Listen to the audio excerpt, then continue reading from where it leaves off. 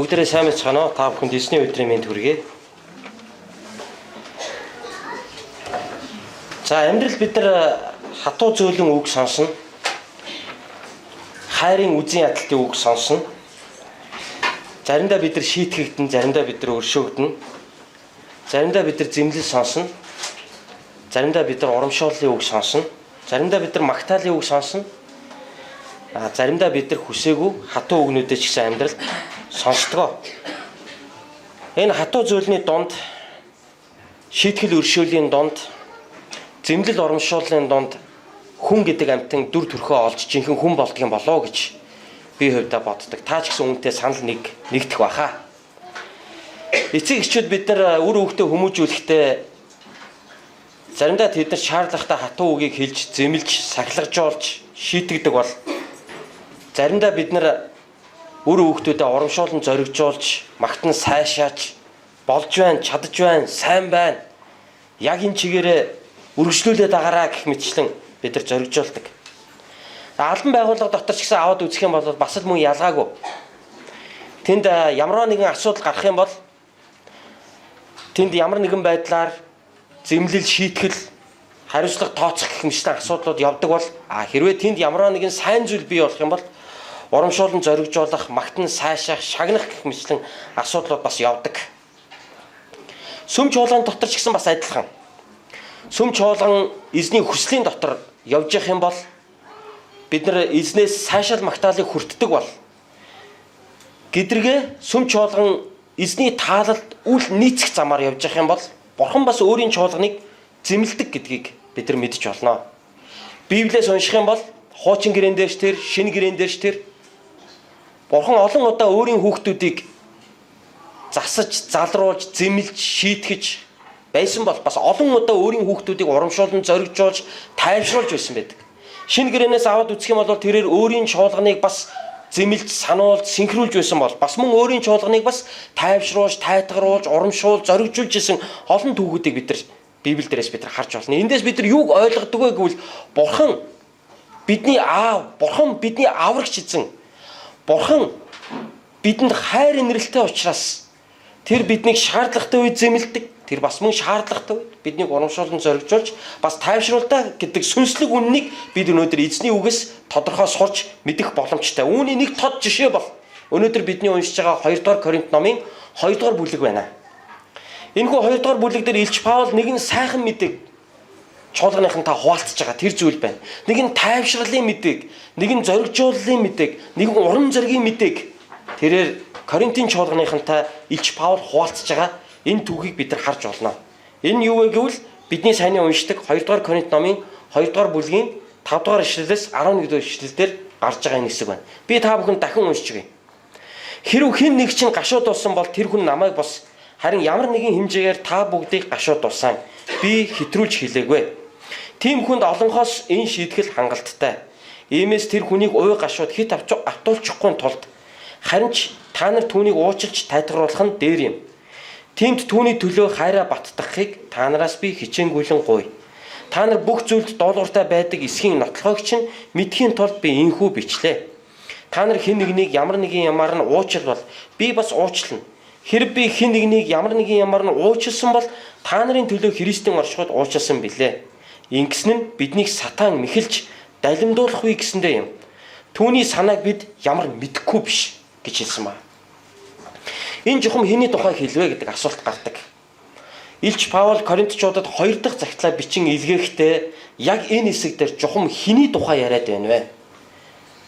Ямар ч тааш нэг хүний тухай ярьж байгаа гэдэг нь бол тодорхой. Тэр хүн Паулыг төдөөгүй Коринтын чуулганыг бүгдээр ингэ гашууд болсон хүн болж таарсан. Одоо эргээ тэр хүнийг уучлах хэрэгтэй гэдэг талаар Паул дурдж байна. Энэ жухам хэн байваа? Энэ жухам юу болвоо? Яг энэ текстээс аваад үзэх юм бол энэ хэний тухай ярьж байгаа бас ямар үйл явдлаас болоод энэ тухай ярьж байгаа нь тодорхойгүй байдаг. Гэхдээ Библийн эрдэмтдийн тайлбарлаж байгаагаар энэ нь 1-р Коринт загтлын буюу 2-р Коринтын өмнөх загтлын 1-р Коринт загтлын 5-р бүлэг дээр гарч байгаа хойд ээжтэйгээ завхаарсан одоо нүгэл үйлцсэн тэр залуугийн тухай ярьж байгаа яриа мөн гэж Библи тайлбарлагч нар Библийн эрдэмтэд баталдаг байна. Тэгэхээр Паул 1-р Коринт загтлыг бичих үед Коринт хотын чуулганд байж боломгүй нэг асуудал байсан. Тэр асуудлыг Паул шүүмжилж бичсэн. Ямар асуудал байсан бэ гэвэл чуулганы нэгэн итгэгч залуу хойд ээжтэйгээ явуулдсан асуудал гарсан ба. Хойд ээжтэйгээ бүр явуулдаж байгаа юм асуудал гарсан. Энийг Паул мэдсэн учраас Паул Коринт чуулгад бичсэн 1-р загталтаа энэ асуудлыг шүүмжилсэн. Христэд итгэгч та нарын донд бүр итгэдэггүй хүмүүсийн донд хүртэл байдаггүй тийм бозар булаа асуудал та нарын донд байна гэж юу гэж Паул бүр хурцаар шүүмжлэн энэ асуудлыг бичсэн байдаг. Тийм учраас та нар энэ асуудлыг засах хэрэгтэй. Та нар энэ асуудлыг цэвэрлэх хэрэгтэй. Та нар энэ асуудал дээр гимших ёстой. Та нар энэ асуудал хатуу хандах ёстой гэж хэлсэн байна. Энэ байдлыг Паул өшөө юу гэж тайлбарласан бэ гэвэл сүүн дотор өчүүхэн жижигхэн эдэм орох үед сүг бүхэлд нь ээдүүлдэг. Гурилан дотор өчүүхэн жижигхэн эсгэх хөрөнгийг хийх үед тэр эсгэх хөрөн гурилыг бүхэлд нь хөөлгөж орхидог. Талхыг тэгж хийдэг тийм ээ. Бид нар бүгдээрээ мэднэ. Яг үүн шиг өчүүхэн жижиг бозар муу гэм нүгэл чуулган дотор шурлан орж ирээд тэрийг чуулган тэрнээсээ гимшгүй тэрийгэ чуулган зайлуулж хаяхгүй байх юм бол энэ нь явандаа бүхэл чуулганыг яг эсгэх хөрөг шиг эсгэж муутгадаг талаар Паул заасан ба. Тийм учраас та нар энэ бозар гэм нүглээсээ гимших ёстой. Та нар энэ ийм асуудалтай явж байгаа тэр хүн дээр арга хэмжээ авах ёстой гэдгийг Паул 1-р загтал дээр заасан байдаг. Харин одоо 2-р загтлыг бид нар уншиж байна. 2-р загтал дээр тэр хүнийг уучлж эргүүлэн авах тухай Паул бидний уншиж байгаа энэ хэсэг дээр хэлсэн байна. Хэрв хэн нэг чинь гашууд болсон бол тэр хүн намайг бос харин ямар нэгэн хэмжээгээр та бүгдийг гашууд болсон би хэтрүүлж хэлээгүй гэж хэлсэн ба. Энэ залуугийн асуудлаас болж энэ залуугийн хийсэн гэмээс болж чуулган төдөөгүй илч Паул гашуудсан ба. Арайчтэй ийм байна гэж юу? Арайчтэй итгэгч хүн ингэж амьдрна гэж юу? Бүгд гашуудлын байдалд орсон гэж. Орсон талаар дурдж байгаа. За ингээд 6-р ишлэл дээр тийм хүнд олонхоос энэ шийтгэл хангалттай гэж хэлсэн ба. Олонхоос энэ шийтгэл хангалттай гэдэг нь ямар утгаар ярьж гисэн бэ? Паул 1-р Коринтод бичсэн загталтаа тэр хүнийг та нар чуулганаасаа тасал гэж хэлсэн ба. Та нар энэ хүнтэй бүр битгий найзал гэж хэлсэн ба. Тэгээ энэ хүнийг та нар бүр чуулганыхаа энэ харилцаа холбооноос бүр гаргах хэрэгтэй гэж хэлсэн ба. Чуулганы гишүүн биш болгох ёстой гэж хэлсэн ба. Ингэснээрээ энэ хүн ичээд энэ байдалдаа ичээд Бурхны өмнө гэмшээд өөрийгөө засаж залруулах ёстой учраас Паул та нар энэ хүнд ингэж хандах ёстой. Яг тэр зуурсан гурилан дотор хийсэн хөрөнгийг авч хайдагтай адилхан. Эсвэл тэр тооготой сүрүү эдэм орцсон бол тэр эдмийг тэр хэсэгтээ аваад хайдагтай адилхан. Энэ хүнийг та нар чуулганы дундаас зайлуул гэж хэлсэн ба. Ингэснээр юу вэ гэвэл энэ хүн ч өөрөө нэг юм бодно, чуулганыг ч цэвэр ариун байлгана гэж.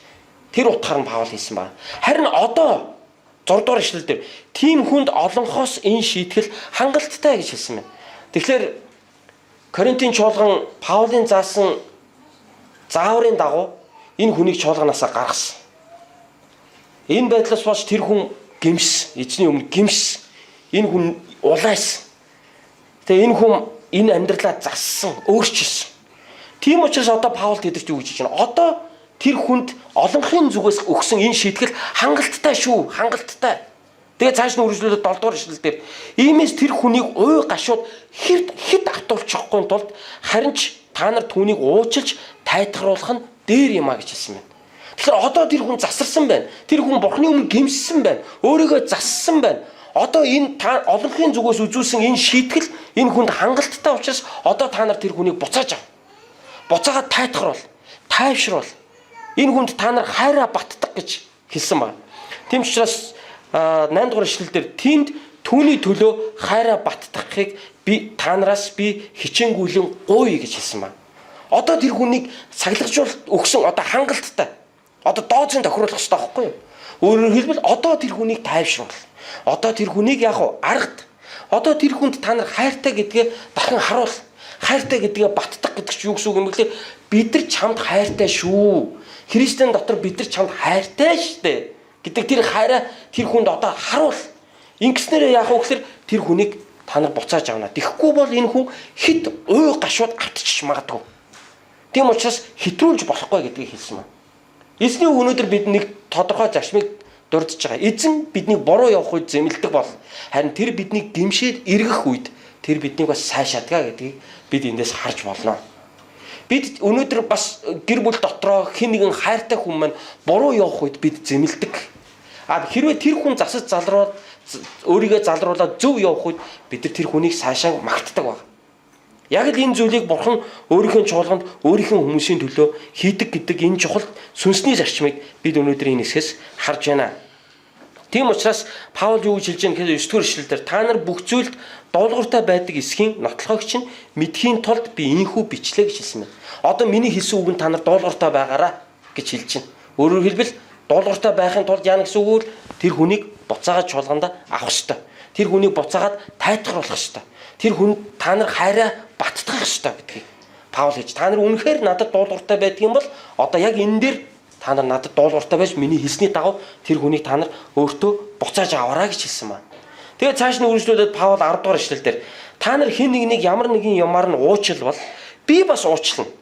Хэрэг би хэн нэгнийг ямар нэгэн ямаар нь уучлсан бол та нарын төлөө Христийн оршихуйд уучлсан билээ гэж хэлсэн байна. Тэгэхээр одоо Паул хэлж байна. Та нар тэр хүнийг уучлсан бол би уучлсан гэсэн үг. Би уучлж яана гэдэг чинь юу гэсэн үг юм бэ гэвэл тэр хүнийг Есүс уучлж яана гэсэн утгатай. Тийм учраас Христийн оршихуйд би тэр хүнийг уучлсан.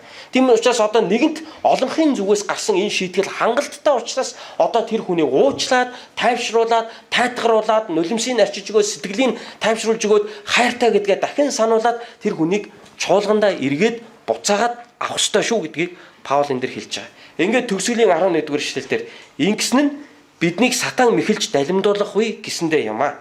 Түүний санааг бид ямар мэдэхгүй биш гэж хэлсэн байна.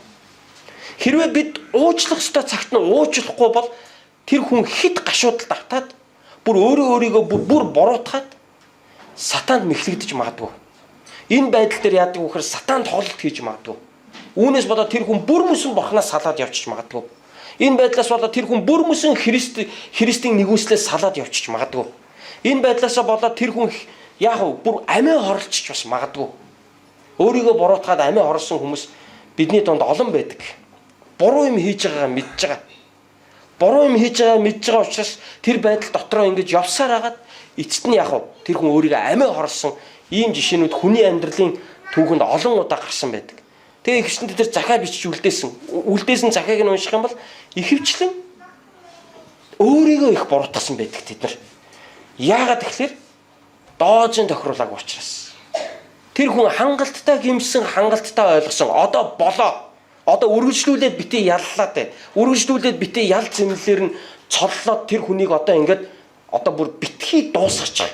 Яагаад гэвэл сатан энэ дээр тоглолт хийх боломжтой. Яагаад гэвэл тэр хүнийг бүр сэтгэлийн хатуу болгоод тэр хүн бүр бурхны эсрэг хүн болдоод хуйрчж бас магадгүй. Гомдлсон гомдлоосоо болоод чуулганыг хаа явсан газараа муу хэлж явдаг хүмүүс байна. Яа асуудлын чи яагаад чуулган тийм дургүй юм бэ гэсэн чинь чуулганыхаа удирдлагаас шарх авсан байдаг. Чи яагаад чуулганыхаа удирдлага тийм дургүй юм бэ гэд асуугаад исэн чинь өөрөө нэг алдаа гаргасан байдаг. Тэрэн дээр нь чуулганы удирдлага нь арга хэмжээ авсан байдаг. Тэгвэл асуудал нь юу вэ гэвэл эргээд нөгөө хүнээ тайвшруулахаа мартсан байдаг. Эргээд нөгөө хүнээ аргатахаа мартсан байдаг. Бид үүнийг мартаж болохгүй юм аа. Тэгэхээр эзэн биднийг зэмлдэг, биднийг шийтгдэг. Мөн эзэн бас биднийг тайвшруулдаг, биднийг уучладаг, биднийг бас аргаддаг гэдгийг бид нар мартаж болохгүй. Яг энэ зарчмын дагуу бид бие биендээ өнөөдөр хандах ёстой юм. Христийн дотор хэн нэгэн найз маань буруу юм хийсэн бол нэг талаар бид хэлэх ёстой. Бид зэмлэх ёстой. Найз минь ээ, чи буруу байна. Чи гимших ёстой. Гэдгийг бид нар хэлэх ёстой бол нөгөө талаар тэр хүн маань үнэхээр гимшээд өөрчлөгдөөд эзний өмнө улааж байгаа бол бид тэр хүнд бас эзний хайрыг бас харуулах учиртай юм. Зарим аав ээжүүд үр хүүхдээ зөвхөн шийтгдэг аав ээжүүд байдаг те. Зөвхөн буруу юмн дээр нь шийтгэлээдэг. Зөв юм дээр нь хизээч сайн байна, болж гэн, бүтж гэн, гоё шүү, сайн байна шүү, өө оста нэрэ мэрэ гэж хэлдэггүй. Тэр хүүхдээ ингээ сайн сайхан явах үед нь дуурдаггүй. Дотроо бодоод байдаг, сайн байна да хогчин гэж бодоод байдаг. Болж гэн да овоо даа гэж бодоод байдаг. Тэгтээ тэрийг гаргаж хэлдэггүй. Тэгэхээр алдаа гаргангуут нь хэлээд байдаг. Чи тэглээ, чи инглээ, чи тэглээ, чи инглээ, чи тэглээ. Тэгээ энийг манай Монгол эцэг эхчүүд юу гэж тайлбарладаг вэ гэхээр хаална гадна хайрн дотроо амар тайлбарлаж штэ энийг. Тэгвэл өөрөө бол дотроо тэгж бодоод яваад идэх юм байж. Гэтэл хүүхэд нь тэрийг тэгж ойлгоогүй байдаг. Юу вэ гэвэл ер нь аав надад дургүй штэ. Нэг удаа тэрвэрэд үнсчихсэн санахгүй юм байна. Хэдэн удаа алгадуулж ирсэн л санаад байна харин гэдэг ч юм уу. Дандаа нөгөө нэг эвгүй талын дурсамж нь үлдсэн байгаад байдаг, эвтэйхэн дурсамж нь багах байгаад байдаг. Энээс болоод яадаг вэ гэхээр хүүхэд ер нь ээж аав надад дургу. Би ер нь болдгоо. Намайг дандаа л ингэж идэг. Намайг дандаа л болохгүй нэ гэдэг. Дандаа л чадахгүй нэ гэж идэг. Дандаа л намайг чиччээдэг. Дандаа л намайг ингэж идэг. Тийм учраас би тийм гэсэн юм бодлоо өсчдөг. Гэтэл нэг хэсэг ээж аавууд маань болохоор хүүхдүүдээ яадаг вэ? Дандаа толгойг нь илтсэн байдаг ерөөсөө. Буруу юм байсан ч толгойг нь илнэ. Бүх юм дээр толгойг нь илнэ. Юм болгон дээр өмөөрнө. Бүх юм дээр зөв. Бүх юм дээр тэр хүнийхаар болно. Тэгсээр хагаад тийм төрлийн хүмүүс юу мэддгүүл ер нь буруу юм хийж гэнэ гэдгийг мэдтгүү. Ерөөсөө өөрийнхөө дураараа тийм ээ бусдыг хүндэлж мэддэггүй. Бусдын сэтгэлийг ойлгодоггүй. Тийм одоо юу гэдгийг болчдөг. Тэгээд тийм хүний хувьд одоо асуудал нь юу гэхээр ерөөсөө би бол дандаа сайн, би дандаа л миний зөв, дандаа л би болдог, бүтдэг гэсэн юм бодолтой өсчдөг. Тийм ээ. Хүний амьдралыг харуул заримдаа бид нар ийм хоёр талын туйлшрлыг бид өөрсдөө амьдралаас харж болно. Харин эзэн биднийг зэмлдэг, эзэн бас бидэнд хайраа харуулдаг. Тэгвэл чуулган ч гэсэн бид бас мөн эзний хүмүүс бид нар бие биенийхээ өмнө нэг нэгэндээ засаж залруулах хэрэгтэй. Бас мөн нэг нэгээ Христийн оршихуйд уучилдаг байх хэрэгтэй. Тэгэхээр энэ багц ишлэл бол энэ тухай өнөөдөр бидэнд зааж байгаа. Хангалттай учраас одоо тэр хүнийг та нар уучилж Христийн оршихуйд та нар түүнийг уучилж хүлээж авах ёстой гэдгийг өнөөдөр бидэнд зааж байгаа. Би өнөөдөр та нарт нэг сонирхолтой түүх ярьж өгөхөөр бэлтгэсэн байгаа. Үхсэн хойномч өршөхгүй бидтэй гэдэг гарчигтай нэг хүний намтрыг би уншлаа. Тэгээ энэ хүний намтар надад дэндүү одоо харамсмаар амьдралаар амьдэрсэн нэг юм хүний намтар байна. Тэгээ ямар сандаа энэ хүний намтрыг өөрийнх нь хэлсэн үгээр нэрлсэн үхсэн хойномч өршөхгүй биз гэдэг ийм намтар байна. За энэ хүн бол Мосир Барбоза гэдэг Бразил хөл бөмбөгч байна. За 1950 онд дэлхийн аварга шалгаруулах хөл бөмбөгийн тэмцээн Бразилд болжээ. За 1950 оны дэлхийн аварга шалгаруулах тэмцээнээр болсон үйл явдлын тухай би та нарт ярих гэж байна. Би энийг номноос уншсан. За 1950 оны Бразилийн дэлхийн аварга дээр Бразилийн баг бол үнэхээр нэр одно гийсэн байна. Тоглолт нь тоглолт болгондоо 5-6 гол хийжсэн гинэ. Тоглолт нь тоглолт болгондоо 5-6 гол хийжсэн. Тэгээ Бразилчууд бол ерөөсөө энэ дэлхийн аварга бол биднийх гэд бүр итгэцэн байсан байна. Тэгээ бүр нэр тэд бүр ингээд баярлцсан. Тэгээ тэд бүр ингээд алтан медалаа өөрсөндөө зориулаад бүр бэлтгэжсэн байсан. Тэгэхээр бүр Бразилчууд бүр Бразил ос Vencedores гэдэг дуу хүртэл өөрсөндөө зориулаад зохиочихсан байсан. Энэ нь болохоор одоо Бразилийн ялалтын дуу гэдээ бүр ингээд зохиочихсан байсан. Тэгээ эдрүүс тоглолт болгондоо 5-6 гол нам хийж авах ерөөс. Яг энэ ирчрийн явах юм ерөөс яг дэлхийн аварга 1950 оны дэлхийн аварга Бразил болно гэдэг ерөөс үнэн одоо бат итгэлтэй ингээд явж ирсэн байна. Харамсалтай түүх өөр иргсэн. Шотрын тоглолт буюу хамгийн сүүлийн аваргын төлөө цомын төлөө алтан дагны төлөө тоглолтын дээр Бразилийн шигшээ баг Уругвайн шигшээ багт хожигдсан байна. Уругвайн шигшээ багт хожигдсан. За юу болсон бэ гэсэн чинь 79 дахь минутанд тоглолт эхлээд 79 дахь минутанд Уругвайн шигшээ багийн тоглогч Жижи гэдэг тоглогч хурц өнцгөөс цогж оруулсан бөмбөгний ясмал орцсон. Бразилийн хаалганд орцсон байна. За энэ гол бол ерөөсөө Бразилчуудыг ерөөсөө зүгээр тэр чигтэн ерөөсөө тэрийг хөөрсөн сэтгэл, тэрийг итгэл үнэмшил, тэр авраг боллоо, алтан даг нь манах боллоо, дараагийн одоо аврагын цом бол одоо манах боллоо гэсэн тэр одоо нийгмийн сэтгэл зүй одоо тэр хүмүүсийн тэр сэтгэл зүг бол ерөөсөө тэр чигтэн одоо унагсан маш хүнд одоо ийм цохилт болсон байгаа. Энэ гол бол ерөөсөө тэр чигтний Бразилчуудын сэтгэл зүрхэнд нь гол хийгээ хайцсан байгаа ерөөсөө. Тэгээ бүр энэ голтой бүр аимшигын гол болсон энэ гол бол дэлхийн аварга шалгаруулалт тэмцээний дараа амийн хорлолт ихссэн байна Бразилийн нийгэмд. Мөн золгүй үхлийн тооч гэсэн Бразилийн нийгэмд ихссэн байна та. За гол буруутай хэн байсан бэ? Мэдээж хөөрх юм уу бартаар. Манайхан бартаар гэж ярьдаг тийм ээ. За монголчлох юм бол хаалгач. Англиар яг хав голкипер гэж ярьдаг тийм ээ. За бартаар нь хэн байсан бэ гэхээр Мосир Барбоза гэдэг ийм залуу байжээ. За энэ залуу шиг одоо муу хүн Бразилд энэ үеэс хойш баахаа болсон. барилчууд нийтээрээ энэ хүнийг үзэн ядсан. Бүгд түүнийг үзэн ядсан. Тэр бол үндэсний дайсан болж хувирсан. Ерөөсөө энэ хүн л ерөөсөө барилыг бол ерөөсөө доош нь хийлээгээд бүгд түүнийг үзэн ядсан маа. Ямар сайндаа ачхүүгээ дагуулад годамжинд явж исэн эмгэн хүртэл энэ Монсир Барбазаг харах үедээ ачхүү руугаа хүмүн хардаа бүх барилчуудыг гашуудуулж ойлгоход хүргэсэн хүн чинь энэ шүү дээ гэж хүртэл хэлж исэн байдаг. Барбазагийн хувьд бол үнэхээр орох байх газаргүй болсон. Түүний хувьд амьд явах ч гэсэн үнэндээ ямар ч утга учиргүй болж хувирч түүний бүх хорвоо түүний эсрэг болж хувирсан байна.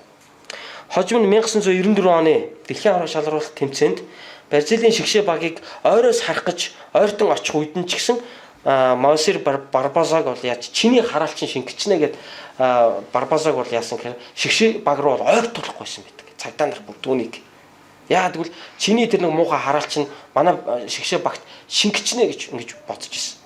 Тэгээд энэ 94 оны аварга шалралт тэмцээний үеэр Барбазаг бүр дэлхийн аварга шалралттай холбоотой хөл бөмбөгтэй холбоотой ямар нэгэн ярилцлага өгөхгүй байхыг бүр ингэж тулгын шаардж байсан. Хөл бөмбөгтэй холбоотой ямар нэг юм ярьчих юм бол одоо тэр хар муу хараал нь одоо ингэж манай баг дээр буучна гэж. Тэгэхээр энэ хүнийг бол одоо ерөөсөө бүр амьд явахын эцгүү болгож ирсэн байх. Тэгээ энэ хүний хувьд бол үнэхээр амьдрал бол үнэхээр маш хэцүү там шиг амьдралаар энэ үеэс хойш 50 жил амьдарсан байна. 50 жил амьдарсан байна. 2000 онд өөрөөр хэлбэл 1950-аас 2000 он гэдэг чинь 50 жилийн дараа Барбаза нэгэн ярилцлагандаа ингэж хэлсэн байна. Эхэндээ би амиа хорлцохыг гэж боддог байлаа. Тэр тоглолтод бид уул нь 11 хүлээ гарсан юм штэ. Гэтэл ганцхан намайг адалсан. Хамгийн жигшүүрт гэмт хэрэгтэнд л 30 жил өгдөг үсттэй дээд тал нь. Гэтэл намайг 50 жил ялж байна. Үгсэн хойно энэ хүмүүс намайг өршөхгүй гэж гэдэг үгийг хэлсэн ба. Энэ ярилцлагыг өгснийхаа дараа хэдхэн хоногийн дараа Монсир Барбаза нас орсон ба. 1950 онд Бразилийн Маракана цэнгэлт хүрээлэнд 199,854 үзэгч энэ хөл бөмбөгийн тоглолтыг үзэхээр цугласан бол хөл бөмбөгийн түүхэнд дахин ийм олон үзэгч цугласан тохиолдол одоо хүртэл гараагүй байдаг юм байна. Хэдийгээр барилчууд Дэлхийн аварга шалралт тэмцээнд 1950 онд ялагдсан ч гэсэн Монсир Барбаза бол 50 жилийн туршид энэ үеэс хойш бол зовлон тарчлалтай амьдрал дотор буруутгал шүүмжлэл ял зэмлэл дотор амьдэрсэн ба. Сонирхолтой нь энэ үеэс хойш барилчууд хэд хэдэн удаа дахин дэлхийн аварга болсон мөртлөөс Монсир Барбазаг л уучлаагүй байдаг. Ингээд энэ хүний оронд бид өөрсдөө тавиад бодоод үзвэл амьдрал ямар хэцүү байх вэ? Хүн хичнээн бозар муу гэм нүгэл хийсэн байлаа гэхэд хүн хичнээн одоо хүн ойлгохын аргагүй муу муухайг хүн үйлцсэн байлаа гэхэд хүнийг 50 жил ялж болох уу? Заримдаа хүмүүс бие биендээ ингэж ханддаг.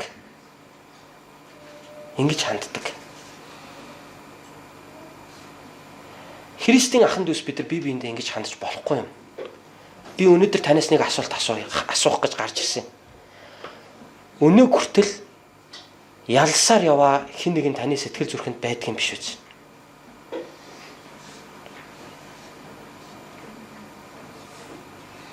Өнөөдрийг хүртэл үзэн ядсаар яваа хэн нэгэн таны амьдралд байдаг юм биш үү? Эзэн шийтгдэг. Тийм ээ. Тэр шийтгдэг эзэн. Тэгтээ тэр бас уучилдаг эзэн. Тэр шийтгэлийг буулгадаг эзэн.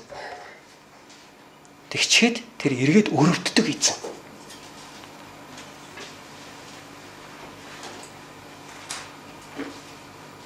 Та дургуун нэгнээ нэг л өдөр хараад өрөвдөж үзсэн үү? Би яах гэж энэ хүнийг өнөөдрийг хүртэл ингэтлээ үзэн ядаж явсан юм бол гэж өөрөөсөө асуужсэн тийм үе байсан уу танд? Эзэн шийтгдэг эзэн. Эзэн бас өршөөдөг эзэн. Эзэн бол шудраг эзэн байна. Тэгэхээр чуулганы хувьд ариун байдал чухал, мөн хайр инэрл ч гэсэн чухал. Чуулганд ариун байдал үнэхээр чухал. Тийм учраас итгэгч нар гим нүгэл хийх, тэр дундаа завхаарлын гим нүгэл хийх. Эсвэл үнэхээр байж боломгүй гим нүглүүдийг итгэгч хүн үйлдэх нь үнэхээр байж боломгүй зүйл мөнөөсөө мөнүүгөө мөн. Гэхдээ гэлээ бид эзэн уучилдаг гэдгийг бас мартаж болохгүй юм. Эзэн өршөөгөө тэр хүний залбирлыг сонсоод эзэн нэгүүлсэн босгодог гэдгийг бид мартаж бас болохгүй юм. Хамт эзний өмнө залбирцгаая.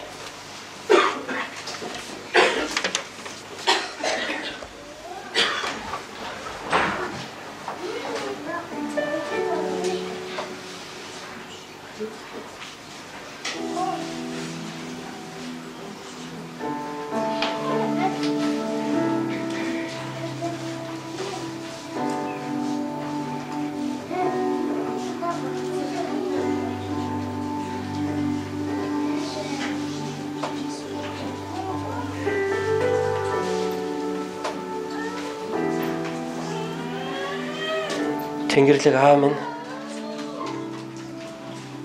та бас шударга эзэн учраас танд баярлалаа. Та өөрийн хүүхдүүдэд буруу явах үед нь зэмлдэг. Харин зөв явах үед нь та бас сайшаадаг. Эзэн минь, та бидэнд хайртай учраас биднийг урамшуулдаг. Та бидэнд хайртай учраас бас зэмлдэг. Танаас өгөгддөг зэмлэл, танаас өгөгддөг шийтгэл, танаас өгөгддөг урамшуулал, тайвшрал, тайтгаруулал аль аль нь таны хайрын улмаас юм.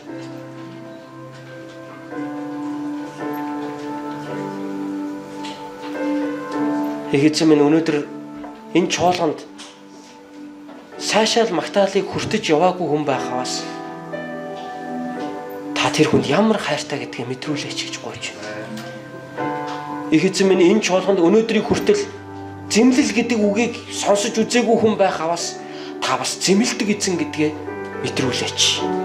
Учир нь энэ нь мөн л ялгаагүй таны хайрын улмаас юм. Эзэн, та бидэнд тийхүү ханддаг шиг бид ч мөн бусдыг зэмлсэн бол уучлж чаддаг. Хайрлсан бол бас зэмлж чаддаг байхад бидэнд туслаач.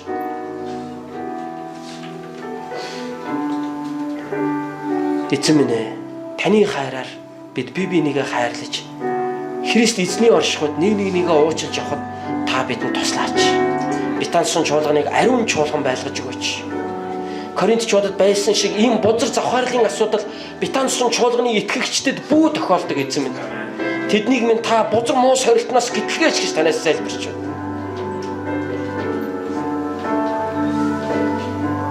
Эзэн минь, алдаж онсон нэгэн байхаваас гимших залбирлыг нь сонсохдоо таны өмнө зөв амьдрахаар хичээж буй сэтгэлийг нь харахтаа та бас хайр инэрл нэгүслээ та тэр хүмүүстээр бэлгаагаач хэмээн залбирanгуйч байна.